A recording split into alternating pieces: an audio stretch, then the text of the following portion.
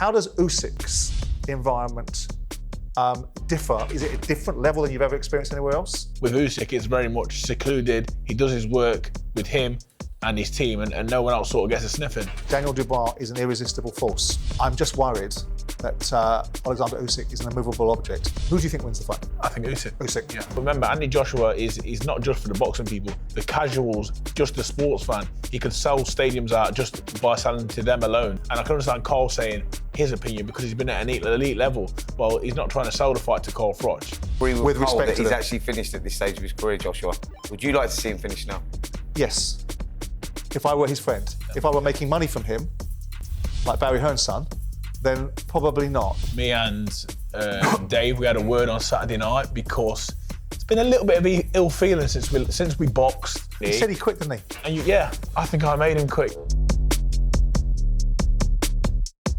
Welcome to episode 126 of Talk Boxing with Simon Jordan and Spencer Oliver. Joining us today is a reinvigorated and ever popular heavyweight boxer, Big Frazer Clarke. Nice to see you again, Frazer. Thanks for joining us. There's been a change in the management structure of Alexander Usyk's camp. What do you know about that? Yeah, Alex Krasiuk is no longer part of that camp, is what we're led to believe. He's the promoter of Alexander Usyk. What do I read into that? Not a lot. I spoke to Don Charles about it this morning, actually, just to ask that if he knew something that we all didn't. He said no, he didn't know anything about that. And he doesn't make a difference to us. Yeah. The promoter makes no difference to us at all. It's not going to make any difference to the outcome of the fight. It's not going to make any difference to Alexander Usyk. Basically, when the bell rings, Usyk's the one in the ring, not Alexander Krasiuk. It's strange, though, isn't it? Because, I mean, they are quite tight, and they were here recently, and we've got a statement or a message that was sent to George Klinsky at talkSPORT from Team Usyk, which goes like this. This is a natural stage that many go through. Like Mayweather, De La Hoya, Pacquiao and Alvarez before him, Usyk reached a point where it was time to build something of his own. He has a strong professional team that has long taken over key areas from training to brand development. The decision was thoughtful, conflict-free, and made with respect for the shared experiences and the understanding that everyone eventually follows their own path. OK, something and nothing. Do you think it's a big deal, Fraze? Not particularly. You know, it's a business decision. It's not a boxing decision. We're as a fight fan, I'm interested in the boxing. This is just background noise, really. Nothing of nothing. Would you be saying that if they're on the eve of a big fight, Eddie Hearn split from your little mate, Anthony Joshua? What do you mean? Would I be saying that? Would you be saying it's not disruptive? Well, it wouldn't be disruptive. You'd probably be building an inbuilt excuse for Anthony Joshua not to perform. It's because the promoter wasn't there. Yeah, absolutely. Well, if Anthony Joshua split with Eddie Hearn... On the eve of a massive fight? Well, it's not the eve anyway. 3 weeks before. 3 weeks? Yeah, well, it's not the eve, is it? It's near to damn it. How much closer do you want to be the day before? Yeah, absolutely. Yeah. So if we're talking 3 weeks before Anthony Joshua split with Eddie Hearn, would it make a difference to his performance or his build-up preparation to the fight? The answer is absolutely not. OK, I'm just reacting to what you would say. I think we've heard about it now. How long this has actually been in the making? Yeah. It could have been a while. You've been out in Spain, sparring with Usyk. Yeah. What's that been like for you? A great experience. In what way? In the fact that, you know, just to be in the presence of him. I'd like to tell you more, but to be honest, they're very professional. Yeah. And I wouldn't like to, the unwritten rule of talk about what happens in the gym, you know, leading up to a fight. But what I did see from him is a man that's working hard. He still enjoys the sport, loves it.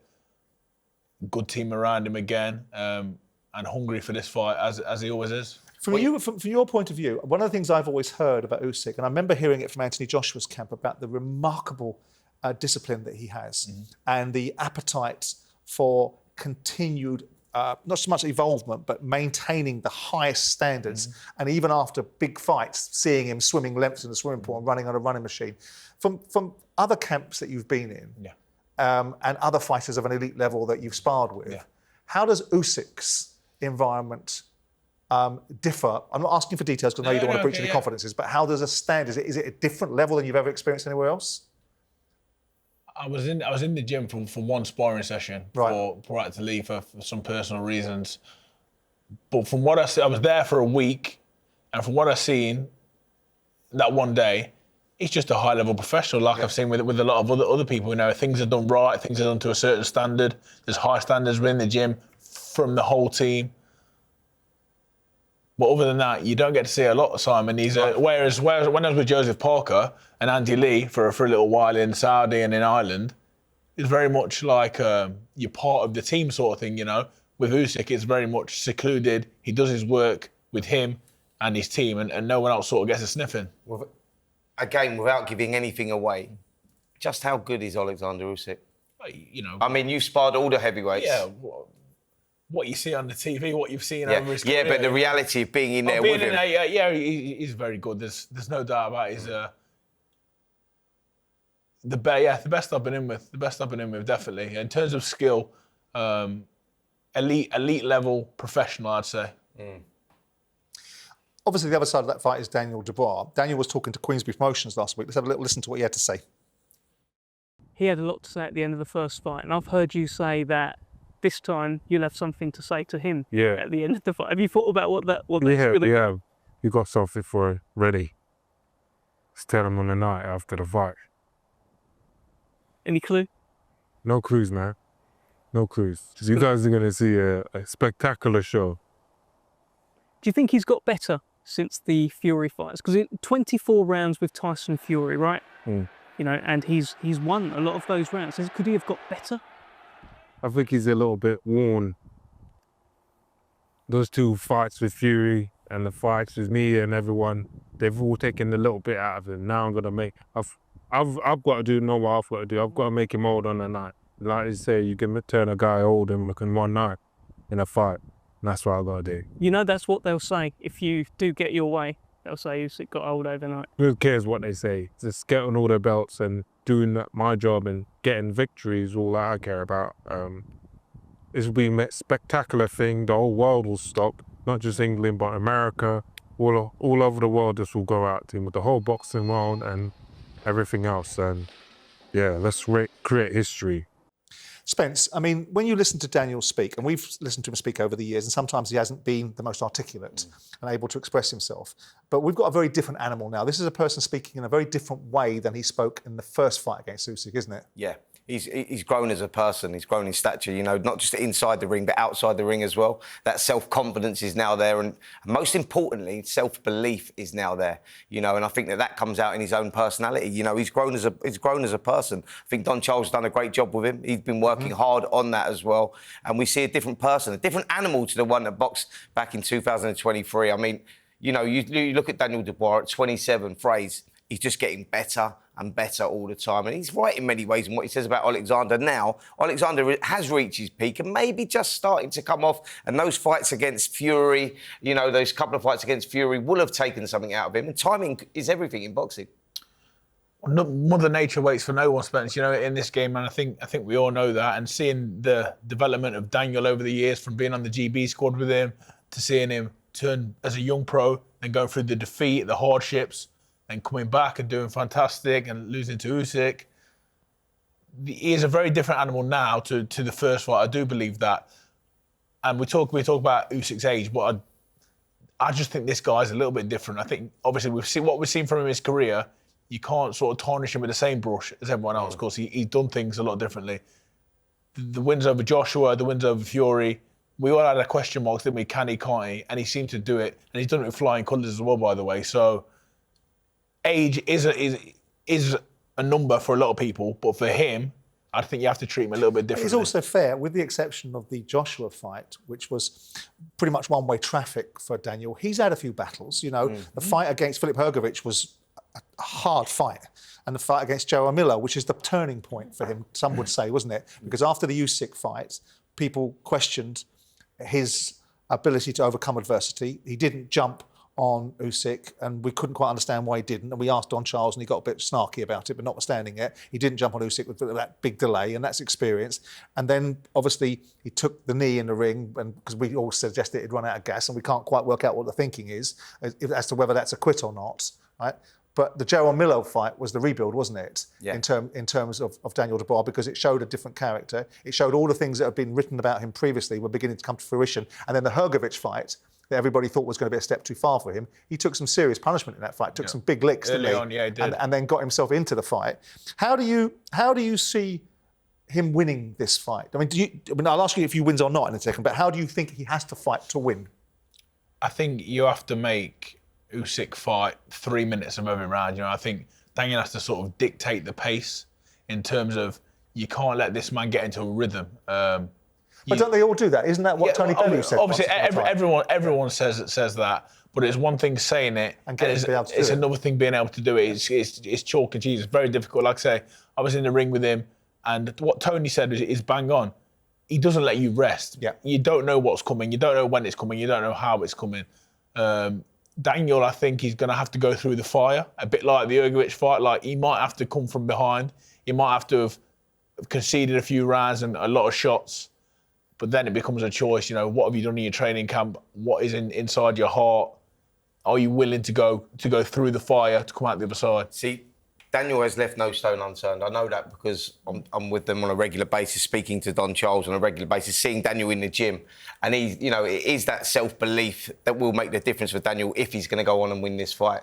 You know, and it's like you say, Alexander Usyk is the master of making fighters work when they don't want to work. He controls the space with his feet, makes them feel under pressure all the time. His timing and his judgment of distance is key to success because, you know, that's how he gets so many shots off and the punch, you know, the punch output that he puts there. I think that Daniel has to be prepared to go through those frustrations and just keep trying to break that rhythm. That's how he wins the fight. I think they know that as well.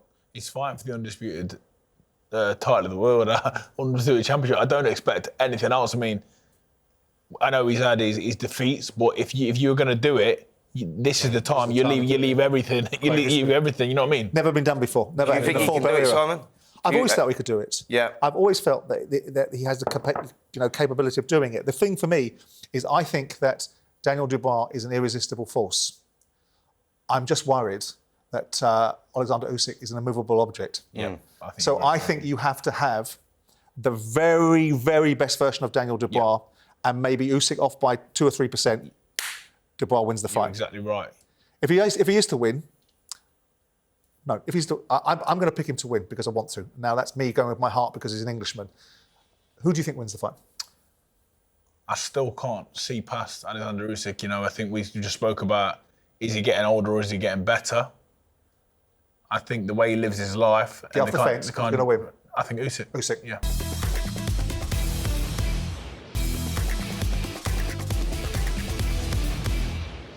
Carl Froch and Eddie Hearn have been trading insults after Carl sort of claimed or suggests that Anthony Joshua is finished. Let's have a listen to the conversation between Froch on fighting, or more to the point, what Carl said on Froch on fighting, what Eddie Hearn's response was. I personally feel that Anthony Joshua is finished, he's done. He's had a fantastic career in terms of the old bunts. He was great for boxing back then. His legacy, he'll be remembered for bringing boxing straight into the forefront and bringing boxing back to mainstream stadium fights. Obviously, he followed me fighting in the stadiums. I set it up, and then he took the lead with that. Him and Eddie Hearn and Sky Sports and that 5-year deal, he became a massive star. But he's had his career, he's made his money, and he's got found out. As soon as he stepped up in class, and before he even stepped up in class, he got flattened, didn't he? He got flattened by Andy Ruiz. But then he stepped up against Usyk, got outclassed twice, badly beaten up and done, and then he's been ironed out, finished, El Sparko against Dubois. So that, for me, is all she wrote. That should be the end of AJ's career. I've no interest in it. Don't want to see him fight again. But you tell me if you want to see him again in against anybody other than Tyson Fury. I said in an interview recently that 2026 could be his last year in the sport, and some people were quite surprised by that. I mean, but how much more do you want? You know, I mean, that's another 3 fights or so. Anything could happen. Yeah. And just gearing up for a big run. He's motivated, he's excited. And, you know, look, people are fickle. Before the Dubois fight, he was on an incredible run. He was back to his best. He was the most dangerous heavyweight on the planet. And then, you know, he got chinned by what may be the undisputed champion coming up. And all of a sudden he's done, he should retire. And, you know, it's just the way, really. So he's just motivated to come back. And, you know, I'm looking forward to his return. We need him in the game. See, a lot of what Carl says, maybe not the style of it, but a lot of what he says I agree with. Do you think that what he's saying is disrespectful, Spence? Listen, Cole, look... They are statements of fact, aren't they? Yeah, but Cole says what he says. He says what he believes in, and that's what he does. You know, Froch on Fighting's doing very well. People like his approach, not going round the houses about how he's delivering it. But look, he's entitled to his opinion. You know he didn't say anything that was wrong or out of order. It's what he believes, and fair play to him if that's what he believes. I believe if Anthony Joshua is to box again, which he is, there is 2 big fights out there for him still. That is a fact, and that is Deontay Wilder and Tyson Fury.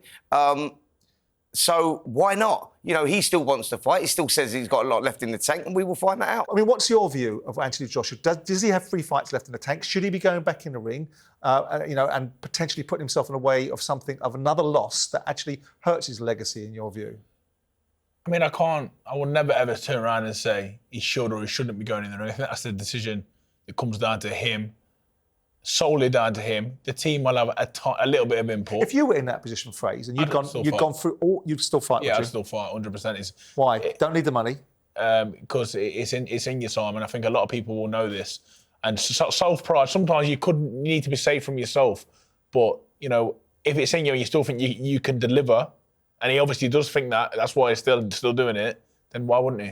Is it of any interest to anybody for Anthony to get into the ring with anybody else besides Fury or Dubois? We're at that stage of his career now, and I'll tell you from Anthony's side that it's not about, he loves the sport of boxing. He still feels that he's got but you'd have him with Wilder, wouldn't you? No, but I want him in with Wilder and I want him in with Fury. They're the 2 fights that I think that they should be the defining fights. No, I just think that he needs Wilder, Fury. Then it's that modern era, everyone boxing everyone. That's what he wanted to achieve himself. No, he doesn't need to box Daniel Dubois again now. I think they're the 2 fights for him at this stage of his career. All right, if you're talking about redemption, obviously he has to go back in with Dubois. What do you think to that? Because I think he does. I think if he wants redemption, he has to fight Daniel Dubois. He has to get back in with Daniel Spence, just because, knowing him as a person as well, you want to right that wrong. So as much as you say he doesn't need to, he will want to. And in all fairness, it's all right boxing people saying they don't think he should be in. But remember, Anthony Joshua is not just for the boxing people, the casuals, just the sports fan. He could sell stadiums out just by selling to them alone. So I don't think it comes down to the boxing people. We're all going to have an opinion. The masses in Britain love the man. Simple as that. Like, everyone loves him. So they're going to come out for him. And I can understand Carl saying his opinion because he's been at an elite level. Well, he's not trying to sell the fight to Carl Froch. People are trying to sell the fight to the hundreds and hundreds of thousands of people that love him. Do you believe that he should go in with Dubois before the Fury and Wilder fight, or do you think it should be that way around, where you go Deontay Wilder, Tyson Fury, and then try redemption against Dubois, depending on how those fights go? What Simon said about the time out of the ring now, you know, time out of the ring to jump in against Dubois, it's going to be a hard ask. To jump in with any of them guys after 12, 15 months out of the ring is a really, really hard ask. But I think at this stage of his career, I don't think there's going to be too many warm-up fights. I think he might have to just bite the bullet, have some really good training camps, some really good sparring, and get in with whoever's there. Because it's a fascinating thing, and you've experienced it, and I don't want to dwell too much on the knockout with Fabio and the rebuilding of the confidence and the mentality. But Anthony Joshua walks into a auditorium of 96,000 people, of at least 90,000 of them were expecting him to win and were there to anoint him. So it's a psychological reaction to that is a significant thing. And that's why I think he has to go in with someone like a Dubois, if he's going to fight again, to be able to either vanquish those demons or say, I've made the money. He's made hundreds of millions of pounds, right? And to go out the way that he is currently being remembered, the people's memory of Anthony Joshua at this moment in time, because we're all guilty of it, which is near-term memory, is laying flat on his back in front of 90,000 fans in Wembley Stadium. And I would imagine someone like Anthony Joshua would want the opportunity to correct that image and at least present a different one and maybe leave his career on the highest of highs rather than fiddling about with Deontay Wilders of the world that are busted flushes now. Yeah, but do you agree with Cole respect that to he's them. actually finished at this stage of his career, Joshua? Would you like to see him finish now? Yes. If I were his friend. If I were making money from him, like Barry Hearn's son, then probably not. See, because I know there's an opportunity in there. See, I'm his friend, and that's why I'm saying I wouldn't chase the Dubois redemption fight. I would say finish your career, your legacy with Fury or Wilder, because they're the fights that should have happened years ago. I get that, and they are past their sell-by date in many ways. But I think it's all about career-defining fights, and I think that them two still at this stage, because they're all pretty much at the same sort of stage of their careers, and that's what I'd like to see. Let's see. Let's move it on to someone at the other end of their career, which is now Moses Itauma, who's about to headline his first card against Dillian Whyte. And interestingly enough, we had Master Chisora talking last week and his views on that. Let's have a listen to what he had to say. Derek. I had a phone call a couple of weeks ago. They offered me to fight Moses Itauma in Saudi. You know, I said, how much? He said, 2 million. I said, nah, I'm out. I even phoned Dylan. I was like, Dylan, I don't know why you're taking this fight, you know, because this kid is on fire right now. And he's getting better and better. It's not like he's going backwards, he's going forward. One of the reasons he is taking it is that Moses is WBO #1 at the moment, so that there's some kind of light at the end of the tunnel for Dillian taking that fight. Ain't no light at the end of that tunnel. I agree with you. I think Moses.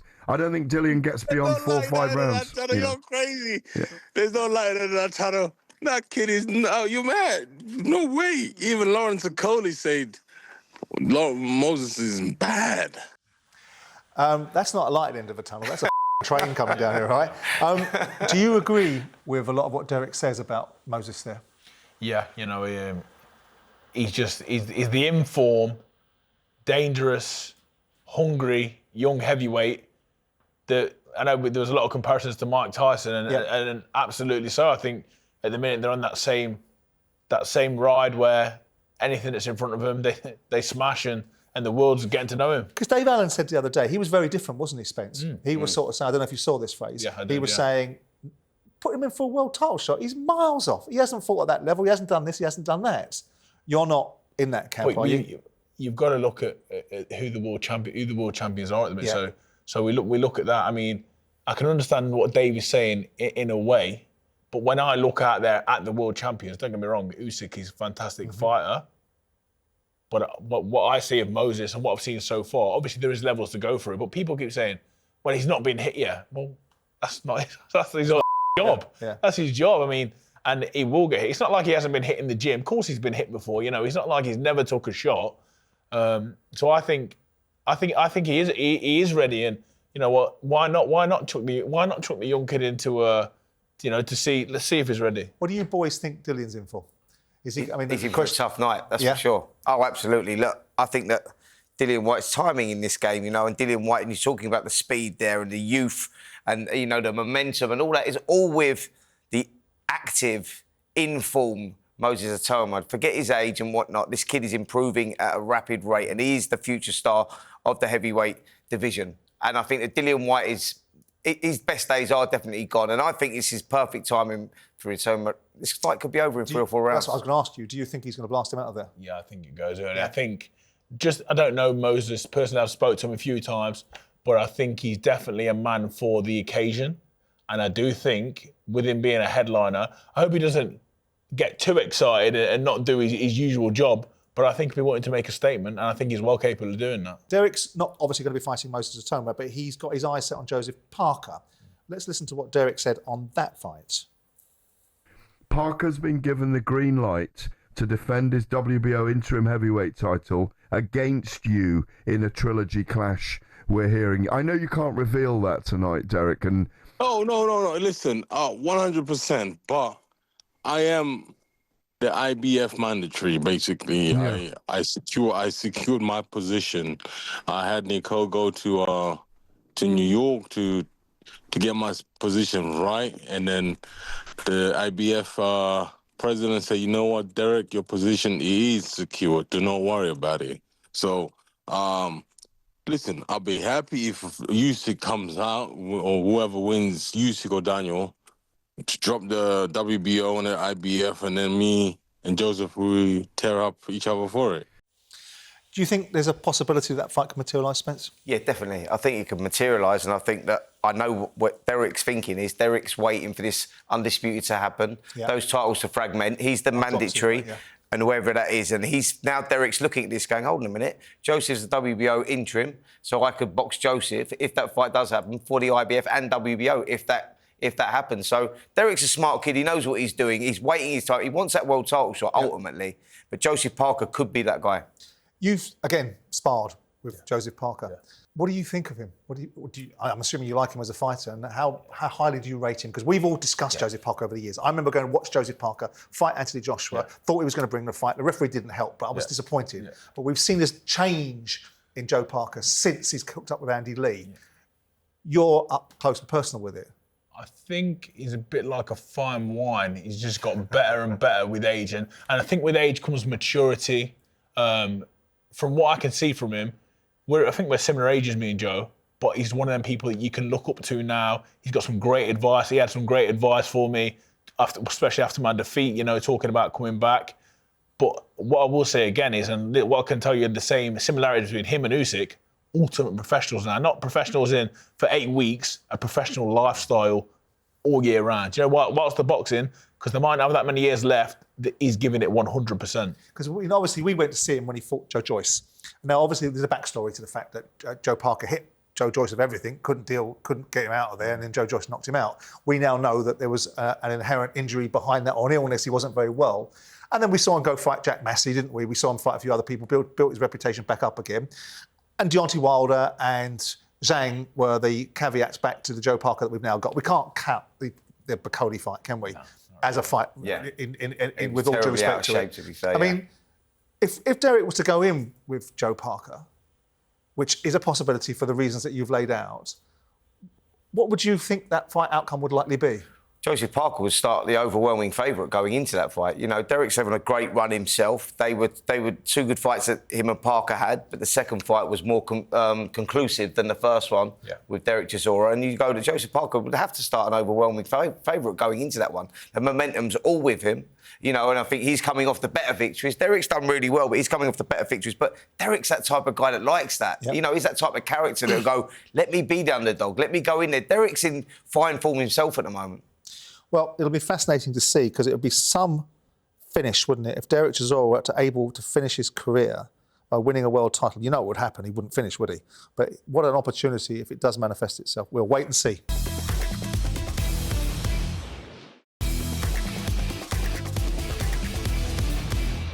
Let's spend a little time talking about the British heavyweight scene, and to some extent, specifically you couldn't have wanted a better return. We were all delighted to see you there, except, of course, Ebenezer Tete. Yeah. But from you, it couldn't have got a better return, could you? No, we speak about these fights, and a lot of people said, I bet that was really what you wanted. If I'm honest, Simon, that's something I actually really needed. You know, not a 10-round hug fest or a bad performance. I needed to make a statement. And judging that he'd been in the ring with Dillian the fight before me was sort of in my favour, acting in my favour a bit, the way that I got the job done. So I was happy with it. Was it a big psychological lift? Did you feel differently, given the circumstances of the Wardley fights and all that was around it, and everybody was concerned and worried about you, and obviously there was a whole thought process about whether you were going to continue to fight again. You pretty much very quickly came out and said, I'm going to be fighting again. Yeah. Was it like a psychological difference to approaching this fight, and then like a psychological weight off your shoulders once the fight had been overcome, or was it just, you lot can worry about me, I'm all right, I know what I'm doing? There was that, but I'd be lying if it says it's not in the back of your mind. The actual fight, if you watch the first 10 seconds, he comes out and he lands the first shot. He hits with a lead hand uppercut, which is a crazy shot to throw, but he hits with it, and it was sort of, you're in a fight, Frazer. Go back to doing what you do. And then that almost woke me up, and then from then, you know, my confidence, once I got back in the ring and the atmosphere, because it was quite local to me in Birmingham as well, everything just fallen into place, and it went. I couldn't ask for it to go any better. A lot of demons you had to overcome going into that, though. We know with the extent of the injury in your last fight against Wardley, you go, I know, speaking from a fighter's point of view, you go in there and it's all right you telling yourself in the build-up to that one, it's going to be all right, I'm going to be all right, or whatever. When he leads out for that uppercut, because we was thinking the same, I'm thinking, this guy throws shots from unusual angles, and you go, how are you going to respond to that? But you dealt with it the way you did.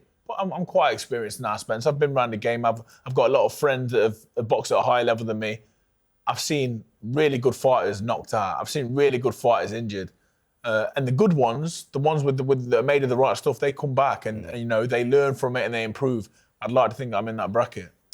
And there's some buzz around the British heavyweight scene. Obviously, Fabio, David Adelaide, Dave Allen, Jeamie TKV.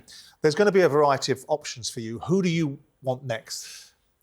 I want to fight for the British title. You know, I think that's a natural progression. Adelaide, isn't it? Talking about the David Adelaide fight and the original perception that it was going to be him fighting the rematch against Jeamie TKV. We had Adam Booth and we had Jeamie TKV's trainer on various times on talkSPORT. Let's have a listen to what they had to say. I was disappointed when I saw that because I had my heart set on making it right. Yeah. And Wanted the rematch. Yeah, I forgot. I 100% wanted the rematch. I was prepared for it. I was preparing quietly, and I wasn't saying too much. I knew what I was gonna turn up, and so obviously seeing that, I was disappointed. That I was a bit pissed about it. But the one thing that did piss me off. Sorry, That's fine. That's fine. They've got a bleep button. It's fine. So the thing that upset me was the fact that he was saying that he signed a contract and he was waiting. He was planning on fighting me, but the whole time he wasn't planning on fighting me at all.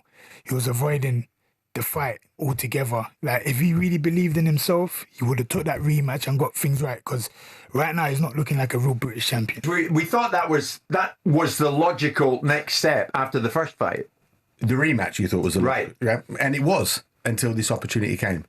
And this is the gateway fight for David to crash into the elite level of the heavyweight division. A rematch with Jeamie TKV isn't. That rematch was good for us because it gave me a chance and David a chance for him to go and do it how he should have done it the first time round.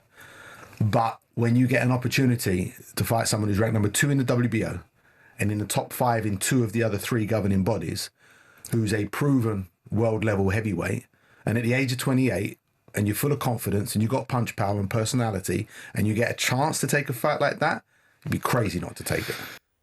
Do you think he should have kept his word, David? No, I think it's fair points from Adam, if I'm honest. If he's looking to be a world champion, which I assume he is, this will be a bigger step in the right direction than the Jeamie fight. As a fan, I would have liked to see him fight Jeamie because I think the first one ended on a bit of a sour note. But no, if I was David Adelaide, I'd probably do the same thing as well. I mean, it was a stinker of a fight, wasn't it? Yeah. I mean, David is stepping up in quality fighting Hrgovic now. And one of the things that Adam Booth said last week on the show with me and you, Spence, was that his biggest enemy and the reasons for the performance was complacency, rather than the necessary skills to overcome Jeamie TKV. But this is a big step up in quality for David now, isn't it? Massive step up, but it is opportunity. And I think Jeamie said actually on that show on Saturday night, he said, look, if I was in that position, I would probably do the same because we're in it. It's prize fighting. It's about that opportunity. The natural progression for David is to step up. Filip Hrgovic, who's not looked particularly great, in recent times. And you go, it's a great opportunity and get that number 2 position. So, of course, that was the natural fight. I think the fight was going to happen. The return was going to happen. But this opportunity come up, and I think, Frazer, you would do the same, wouldn't you? I think surely it's a natural move. We've all got a strategy for our careers. Yeah. And sometimes, if that path has to go a different way for the greater good, then, these are decisions that you have to make in your career. It's only a short one, Spence, yourself. And when these opportunities do arise, you have to take them. Which is what Adam Booth said. He said you can go into a fight with Jeamie TKV that achieves very little for us besides some validation of what we already know and we think we can beat him and correcting a few people's perceptions of what the first fight was. Or we get an opportunity to get Filip Hrgovic, we get paid, and we get a real opportunity to see if David Adelaide is going to go where I think he's going to go, which is Adam Booth's viewpoint. What have you made of Dave Allen's performances recently? You can only judge someone for the last performance. Yep. I think he was fantastic. Me and Dave, we had a word on Saturday night because it's been a little bit of ill feeling since we boxed. I was a bit upset. From who? From you to him or him to you? From me to him, even though I won. I felt like he tried to cheat me out of a victory by trying to get me disqualified. He said, you low-blowed me. I said, maybe once, maybe twice. And he said 6 of one, half a dozen other, which I could understand. So we had a little shake of the hands, a little conversation, because I did feel like I took it a bit personally. I felt like you're not really, head wasn't in the game. You sort of got the fight as an opportunity. He said he quit, didn't he? And he said he quit, didn't he? Yeah, he said on our show, Which is strange. Do you take anything from that in terms of, do you take disrespect from that, or do you take the fact that you made him quit? I think I made him quit. I hit him with some good shots. Saying that, I don't think his head wasn't in the right place. Like I say, he was trying to get me disqualified. Like, he was speaking to the referee, asking for me to be disqualified. So I didn't take that too well. But saying that, he seems to have turned the page. He's doing fantastic. He's hot commodity at the minute. Dave Allen is everywhere. But we talk about boxing performance, which is what I care about. I think he boxed very well against Johnny Fisher. Could we see the rematch with you and him?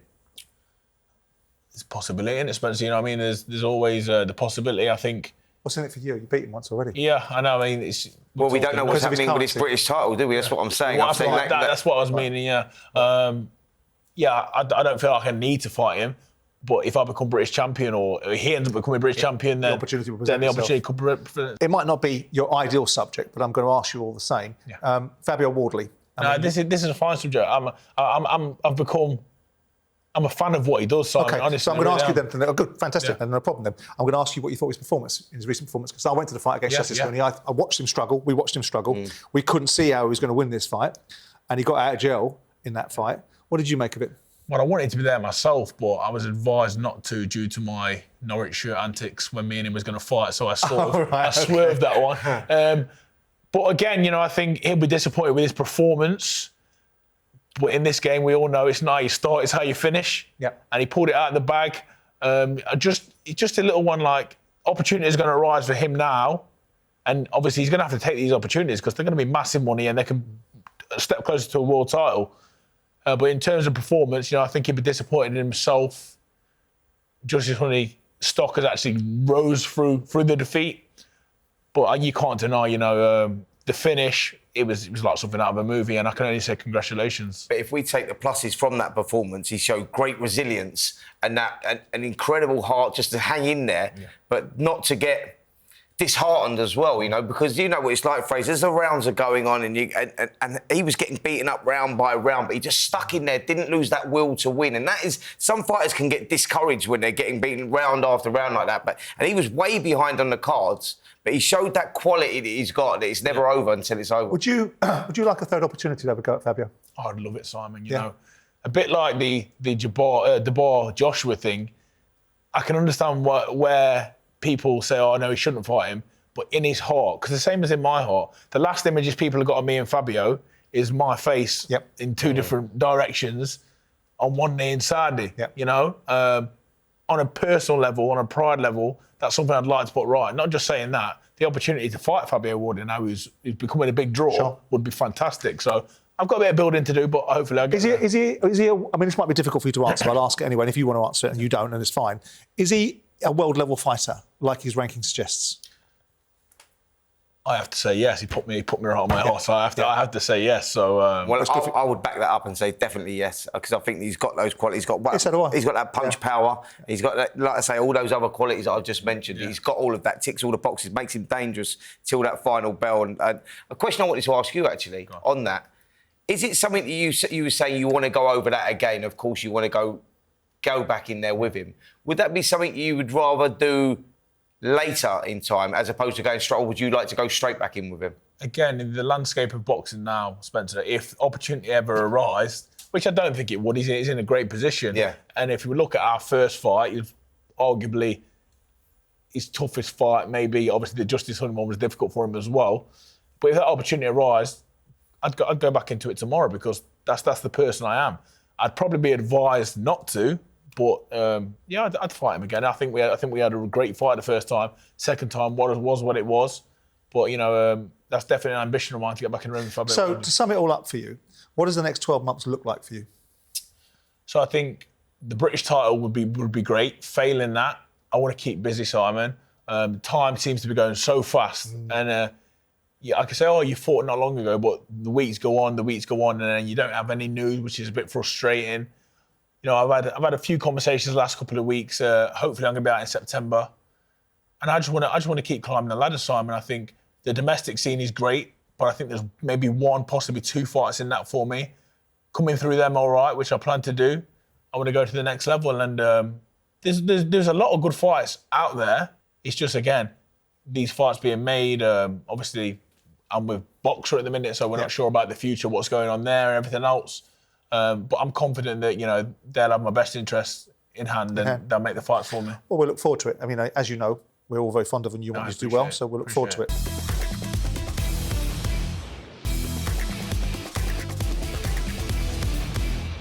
So over the weekend, live on DAZN, we saw Galal Yafai get beaten by Francisco Rodriguez.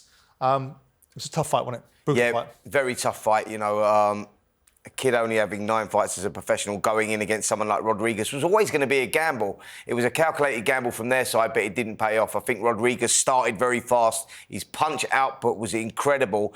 And Galaway Fire boxed the wrong fight. He was trying to meet fire with fire. He was trying to outman him. And you know, he should have used that boxing skill that took him to Olympic gold, you know, created that space, took half a step back and made Rodriguez fall short with some of the shots, but he didn't. He sat in the pocket too long, got too greedy, and paid the price for that. Look, it's a great learning fight. These sort of fights will make or break you.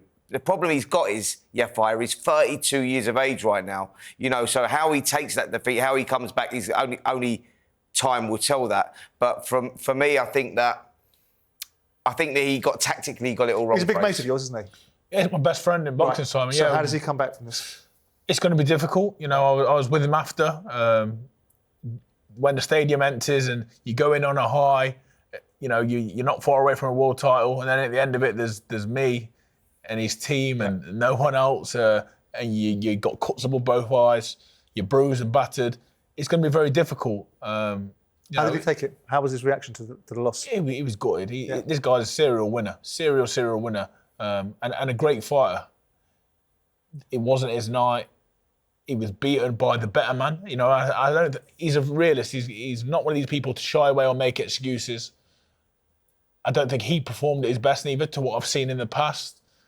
But ultimately, he was just beaten by someone who came to kill him. But you know him.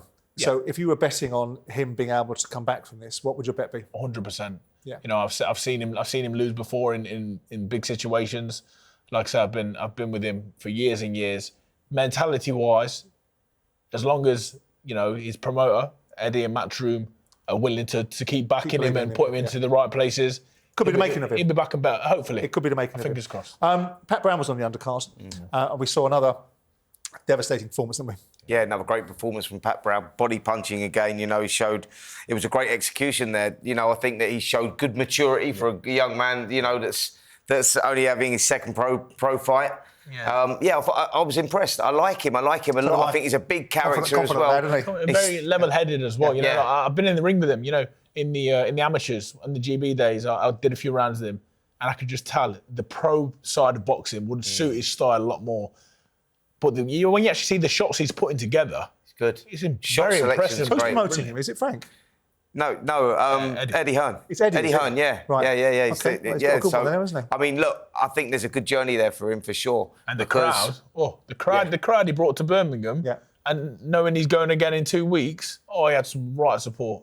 He sells a lot of tickets, right? Oh my God, popular guy. Well, I tell you what, boxing is alive at the moment, isn't it? You know, we saw Callum Simpson the other day filling out Barnsley's football stadium. You know, this is fabulous. Yeah. I keep getting inundated with text messages from Turki Alalshikh about this bloody Alvarez and Crawford fight. Every 5 seconds, bombarded with this dinner table, that image, that picture of them talking, this sort of press release, that press release. But let's have a listen to what the two boys were saying on talkSPORT last week. The pressure is always with me. If I'm moving up 2 weight classes or light heavyweight or this and that, the pressure is always in my side. No, but I've been in this situation a lot of times, and I'm just calm. I'm gonna put my best, my boxing IQ, and my experience, my best in the training camp, and just go there and win. Tell me what makes Crawford, because you will have studied him. He told us earlier he's a fan of you, has always been. What makes him a difficult opponent? No, you know, he can do the both guards. He can do everything. He can counter punch, move around. He is a complete fighter. Everything is up for grabs. You know, 3-time undisputed. 3 different weight classes, going up 2 weight divisions to fight the undefeated in 168 division Canelo Alvarez, another all-time great Hall of Famer, and Canelo Alvarez. Everything is on the line for this fight. Obviously, a lot of noise about this fight, a lot of expectations. Is this a fight that really excites you, Frazer? It does, just because of both of the fighters. You know, I think they're the best at their respected weight classes by far. I don't think there's anyone close to him. It's just because it's them too. Obviously, it seemed a bit of a fantasy fight at first, and it still does to an aspect, but I've seen him this week. The needle's starting to come because at the end of the day, the fighters and the competitive people. Now this is going to grow and grow and grow, and I think we're going to get a good fight, difficult fight for both fighters. Well, hopefully we'll get a better fight than we saw from Canelo Alvarez against William Scale the other day. Yeah, you will. Is it really a legacy-defining fight? Absolutely. I mean, haven't they already got their legacies? Well, they have isn't the damage to the legacy more likely to be to Canelo Alvarez if Crawford would step up to the weight class that he operates in and beats him? Yeah. Definitely. If he moves up to super middleweight and beats Canelo Alvarez, you've got to put him down as an all-time great. But, I think this is the best fight in boxing today, and I think it's a great fight. I think that he wins, by the way. I do too, but I pick the wrong person every single time. But it's intriguing, getting punched by a welterweight and then getting punched by a super middle.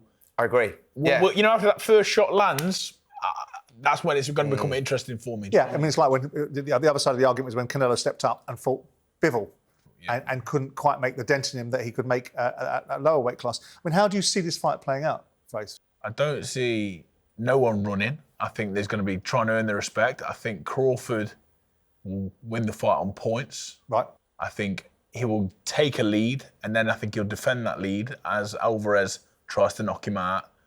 Could become open and get caught with some big shots himself, but knowing Alvarez, the toughness of him, the way he boxes, he doesn't take too many shots usually. He's going to try and walk Crawford down. I think Crawford gets an early points and then sort of coast the rest of the fight. So do you think the fight in its entirety is going to live up to the hype? Because the hype will build and build and build and build, right? Yeah. And so with these fights, sometimes they don't meet the expectations. Do you think this fight is going to meet the expectations given the way it's being built? I do, because I think Frazier's right. I think that Crawford tries to build up an early lead, but he doesn't run. He just controls that space. What we see now with Canelo Alvarez in his late years is he loads up with every shot, tries to take his opponent out. There's a nice fluidity around Crawford's work, but he's got 31 out of 40 victories by KO. The kid can whack. That extra weight will help him. He'll still be hitting hard up there, and he'll be looking for that knockout. He won't be looking just to coast for the points. He's very much a natural athlete. He's a natural athlete, but he throws shots at good angles, and he puts shots together in threes and fours. And if he wins inside the distance and does something to Canelo that no one's ever been able to do, that is by putting the shots together the way that he does. We're talking about a guy here that he's going for greatness here. It's not just about winning and beating someone like Canelo Alvarez. If he wins this fight, we're talking about greatness. I think, for the... No, I don't like to call them casuals, but for the casual person that's watching boxing, they might not get out of it what they want. Once they see the exposure of, the broadcast and the way this fight is being sold, like, all around the world. It's going to how many different countries I've seen. It's going all over the world. They're probably going to think, this is a bit overdone. But for the boxing purist people that love boxing, it's going to be fantastic and fascinating for me to watch and just take so much from, because I'll probably spot the things which a normal person that just watches the sport. But for the casual, I think it'll actually, because we've seen a super fight recently between Better Biv and Bivol, two fighters at the highest level, and to some people they didn't get the experience from it that they would have wanted in terms of they expected more explosiveness, and the purists would have enjoyed it more. I think there's probably in this fight an opportunity for it to be a bit of both for everybody. Yes, I agree. Anyway, these are fabulous times of boxing. Right, that's it for episode 126 of Talk Boxing. Thanks, Spence. Thanks, Fraze. Looking out for you. And we'll be looking out for you guys next week when we're back on.